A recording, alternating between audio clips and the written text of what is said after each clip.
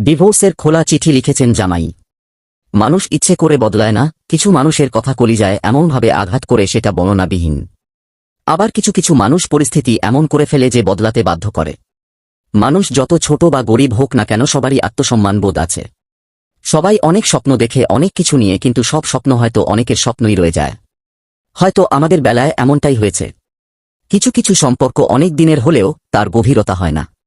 তাই যেখানে মানুষ তার প্রাপ্য সম্মান, শ্রদ্ধা, ভালোবাসা পায় না সেখানে না থাকাটাই ভালো। দেখেন, আবেগ আর বাস্তবতা দুটো এক নয়। আবেগ দিয়ে জীবন চলে না। দেখেন, আবেগের সময়টা ক্ষণিকের জন্য, আর বাস্তবতা হলো অনেক কঠিন। বাস্তবতায় জীবনের সাথে প্রতিটা মুহূর্তে যুদ্ধ করতে করতে বাঁচতে হয়। আজকে 5 বছর 1 মাস 1 দিন আমরা পবিত্র বিবাহ বন্ধনে আবদ্ধ হয়েছি। এই সময়গুলোর মধ্যে আমি না চাইতেও আমার কথায়, ব্যবহারে, বুঝে না বুঝে আমি আপনাকে অনেক কষ্ট দিয়েছি বা